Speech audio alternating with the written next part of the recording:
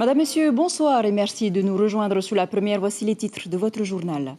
Avec près de 10 000 consommateurs d'aïs en Polynésie, l'État et le pays renforcent la lutte contre ce fléau par un plan d'action prévu pour 2021 et 2022. On vous en présente les grandes lignes. Covid-19 oblige, le Heiwai Tahiti sera sous forme de festival cette année. Edouard Fritsch l'a annoncé hier.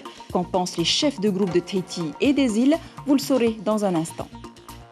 Et la Covid-19 a fait un nouveau mort. Comme chaque mercredi, bien sûr, nous accueillons le docteur Didier Bandou pour répondre aux questions de santé des internautes. Bonsoir, à tout de suite. À Mataya, les panneaux d'arrêt de bus créent la confusion des lieux déplacés dans la commune voisine, des fautes d'orthographe. Bref, la municipalité demande des rectifications au ministère des Transports. En sport, les joueurs de la sélection tahitienne visent la Coupe du Monde 2022 au Qatar. On en parle avec leur entraîneur Samuel Garcia. Nous serons avec lui en direct donc de Pirée. Bonsoir, on vous retrouve un peu plus tard dans ce journal. Enfin, pour terminer, gros plan sur la 18e édition du Festival international du film documentaire océanien. Pour la première fois, il sera entièrement en numérique. Mais avant d'aller plus loin, c'est le grand fléau de la Polynésie, l'aïs. Les autorités spécialisées dans la lutte contre le trafic de stupéfiants estiment à 10 000 le nombre de Polynésiens consommateurs, un chiffre qui fait froid dans le dos. L'État et le pays ont décidé de renforcer le combat contre ce fléau avec un plan d'action 2021-2022. Les précisions de Caroline Farid-Jérôme. Il est dans les tuyaux depuis plusieurs mois, mais la crise sanitaire aidant, il a dû être reporté. Le plan de lutte pour endiguer le trafic d'aïs en progression constante vise une coordination renforcée des forces de sécurité. Ça signifie que nous veillons à cette coopération entre la police, la gendarmerie, la police de l'air et des frontières, les douanes, les services, aussi les forces armées, parce qu'il y a tout un travail qui est fait en travers le contrôle en mer. Une mobilisation en 3 volets. La répression, tout d'abord, avec la création d'une cellule de renseignement opérationnel sur les stupéfiants et une politique pénale qui fait ses preuves, à savoir la comparution immédiate. Pour les trafiquants, la comparution immédiate, quand le dossier le permet, c'est effectivement la réponse pour limiter, réduire, je le dis, le temps de la commission des faits et la réponse pénale. C'est important pour les gens qui voient fonctionner l'institution et qui voient ces faits-là, qui sont autour de chez eux, qu'ils voient que ces personnes-là soient interpellées, jugées rapidement et fermement. Autre aspect du plan, la prévention, avec une campagne de sensibilisation auprès des jeunes, mais aussi un projet de centre post-cure porté par le ministère de la Santé. Il y a d'abord les dispositifs qui existent et on en remercie le ministère, notamment le CCSAT, qui est une démarche volontaire des consommateurs pour être vraiment se sevrer un petit peu de la dépendance et des addictions. Mais on voulait aller au-delà. Le ministre a souhaité vraiment, par une capacité par exemple de 8 lits, permettre l'hospitalisation, mais pour les cas les plus difficiles. Et c'est un projet qui est en cours et qui sortira de terre dans les prochains mois. Enfin, la communication sera accrue avec l'information du public relative aux saisies des avoirs criminels. En 2020, elle s'élevait à 1,6 milliard de francs. Taper au portefeuille, c'est aussi sur cette action dissuasive que les autorités misent pour 2021. Et suite à la signature de ce plan, les chiffres de la délinquance ont été présentés. Une délinquance contenue en 2020 grâce au confinement et au couvre-feu. Une déception toutefois signalée par le commissaire quant aux infractions routières. Le président Edouard Fritsch l'a annoncé hier pour la 2e année consécutive. Il n'y aura pas de Heiwai Tahiti. Cette année, il sera remplacé par un festival. Une nouvelle qui ravit déjà certains chefs de groupe. On était tellement concentrés sur le concours et toute cette organisation très structurée qu'aujourd'hui, on va pouvoir se lâcher, se réjouit Thierry Trompette. Plus de jury donc et terminer les codes. Brigitte Olivier et Patita Savia. Quand reverrons-nous un beau Heiwa Place Toata? Eh bien, pas cette année. Et figurez-vous que pour certains, c'est l'occasion de se réinventer, de retrouver peut-être l'esprit même du Heiwa quand il s'appelait encore le Tchurei. C'est le cas de Thierry Trompette, pour qui les soirées de concours étaient devenues un peu trop compétitives, au détriment de la spontanéité et du rassemblement vraiment populaire. Le règlement, les articles, les critères de notation, c'est des choses qui sont lourdes à porter, à travailler. Et là, on va pouvoir lever le pied, on va pouvoir apprendre à connaître les autres. Je pense qu'on a besoin de se reposer, on a besoin de vivre notre culture avec tout notre cœur, avec beaucoup d'amour. Et on a surtout besoin de retrouver nos repères. La concertation a débuté il y a déjà quelques jours avec les chefs de groupe et les artistes. Il s'agit de définir les modalités d'un festival qui leur permettrait de s'exprimer en toute sécurité. Mais tout cela déçoit un peu Ataria Filiapou, à qui le Heiva manque. Nos réunions se font autour de Zoom. Et voilà, vous savez, la culture, d'une manière dématérialisée, a des limites. La culture est amenée à se rencontrer. La culture, c'est le partage. La culture, c'est des mots. Et l'échange est important. Mêmes avis mitigés dans les îles. À Rayatea, Dani préfère jouer la prudence et éviter de multiplier les rassemblements. Vu la pandémie, ce serait prudent de ne pas faire le Heiva.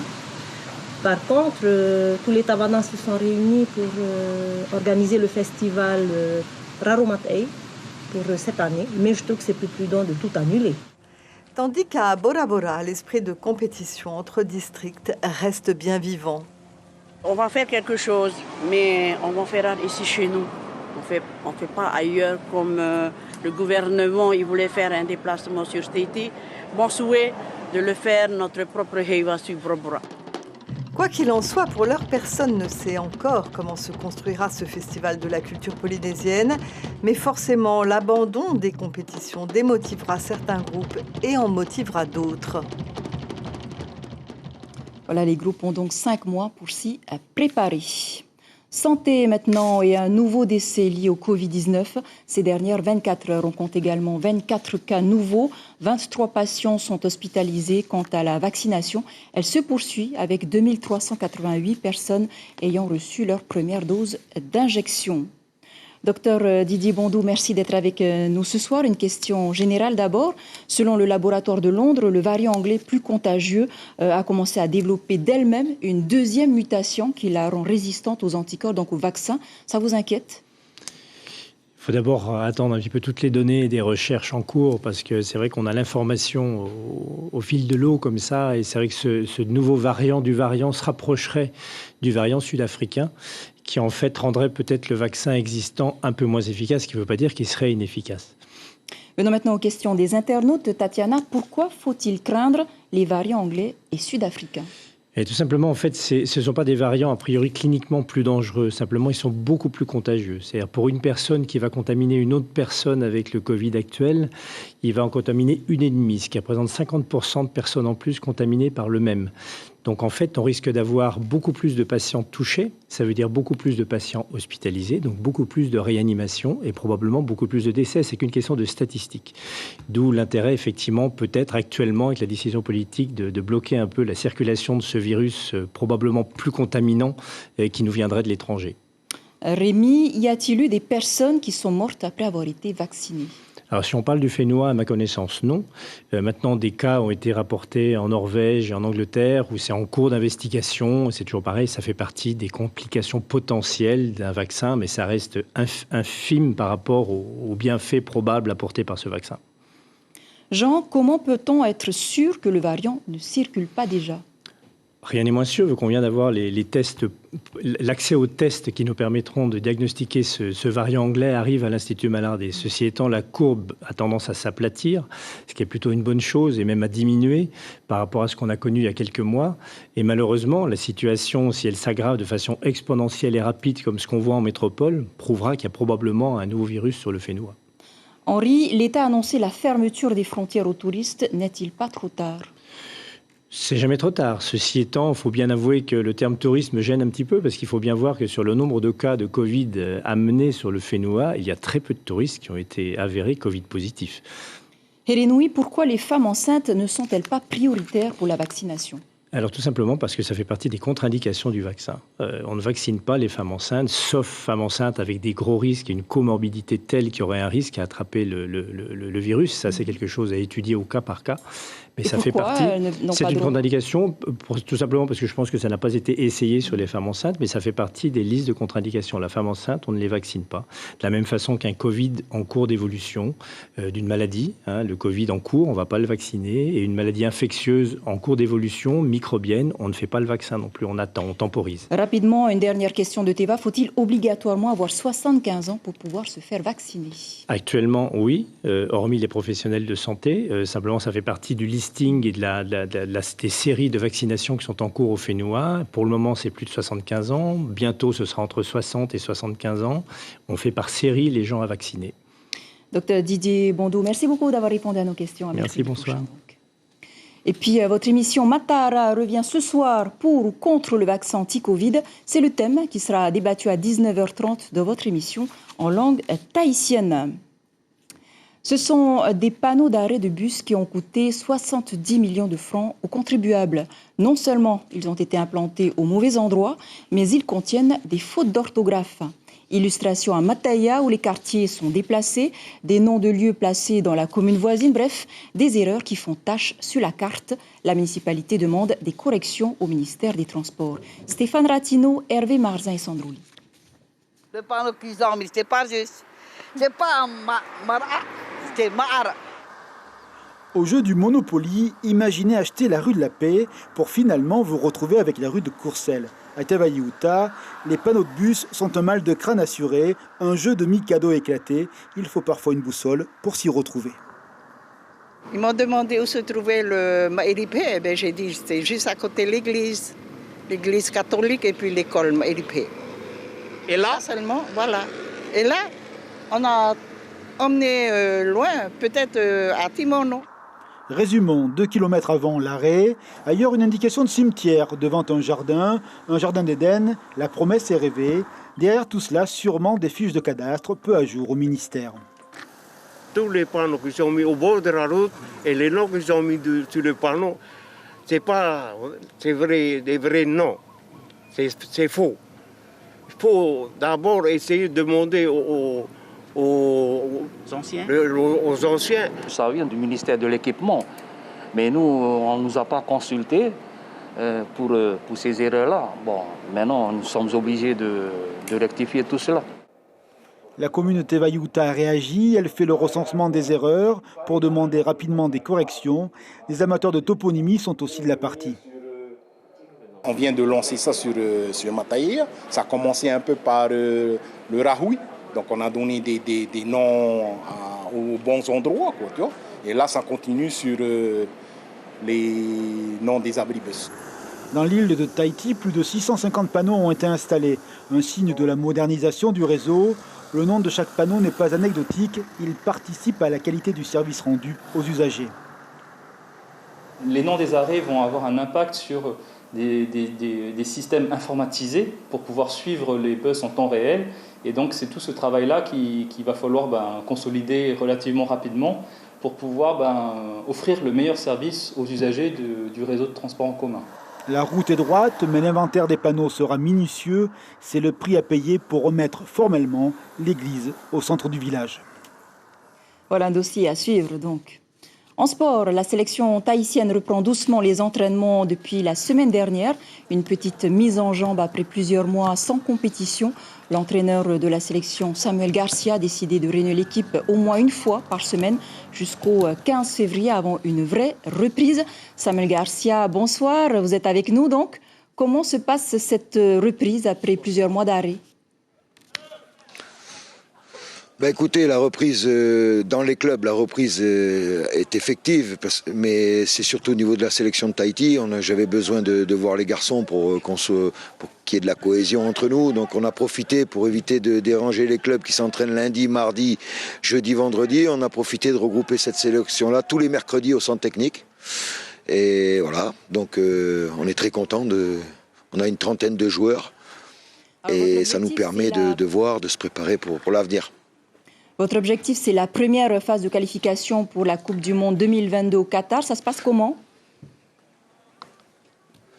En effet, normalement, si le calendrier reste tel quel, on devrait partir en Nouvelle-Zélande au mois de juin pour y affronter les autres pays du Pacifique. Donc au niveau des groupes, nous n'avons pas encore les groupes, mais enfin on va retrouver toujours les mêmes, que ce soit Calédonie, Fidji, Salomon, Cook Island, Papouasie-Nouvelle-Guinée, Nouvelle-Zélande. Donc voilà, il y aura 2 poules et les 4 premiers sortiront sur des demi-finales et ensuite la finale. Alors, la situation sanitaire à l'étranger se complique, hein, vous l'avez constaté. Comment est-ce que vous voyez un petit peu ces préparations ? C'est compliqué pour tout le monde, c'est vrai, comme tu le dis, hein, la situation est compliquée. Maintenant, j'ai cru comprendre que la FIFA, pour la Coupe du Monde 2022, parce qu'ils ont une obligation de jouer cette Coupe du Monde, nous a imposé de jouer nos éliminatoires. Donc les modalités, c'est pas moi qui vous les donnerai, mais j'ai cru comprendre que nous, si ça devait se faire, nous passerions par Los Angeles pour ensuite aller à Auckland. Maintenant, on est tous tenus à cette pandémie et c'est vrai que c'est pas simple pour tout le monde. Merci beaucoup d'avoir répondu à nos questions, Samuel Garcia, et bon courage pour vos compétitions à venir. Je vous le disais en préambule, l'édition 2021 du FIFO se déroulera sous forme numérique. Une nouvelle organisation à l'échelle de l'Océanie avec en compétition 9 films documentaires à découvrir en ligne. Les précisions de Ariho et Tef Afana et Jérôme Lee. Un voyage à bord d'une pirogue virtuelle, c'est l'objectif du 18e FIFO.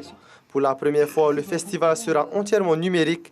Face à la situation sanitaire, il a fallu trouver une alternative afin que les fans du FIFO puissent participer comme il se doit.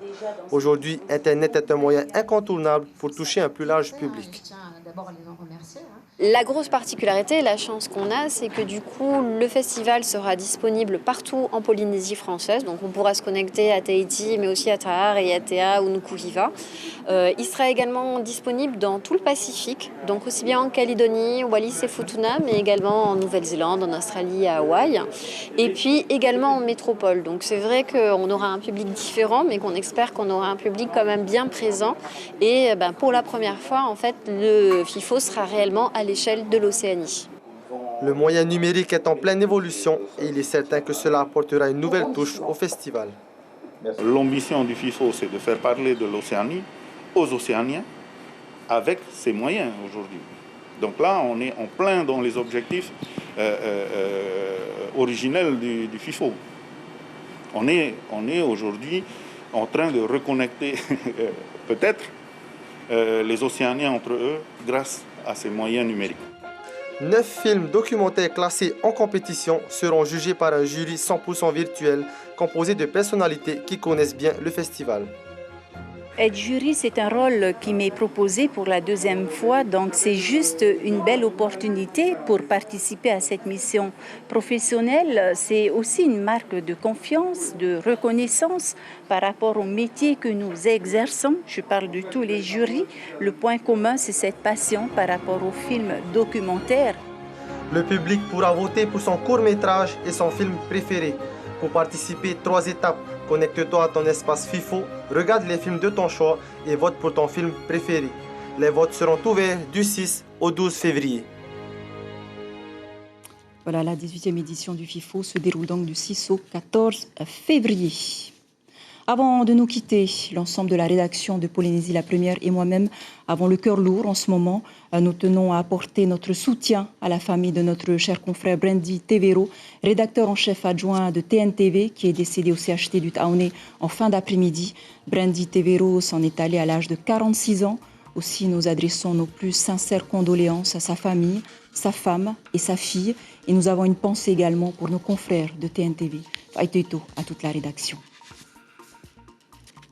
Voilà, c'est ainsi que se referme cette édition dont je vous rappelle l'information principale.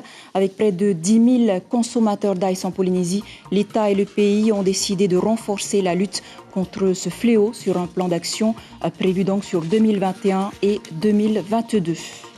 Voilà, c'était l'essentiel de l'actualité. Merci de nous rester fidèles. 5h vos infos radio. À suivre Yaiho Te Hirua, suivi à 19h30 de votre émission en langue tahitienne Matara. Belle nuit sur la Première. À demain.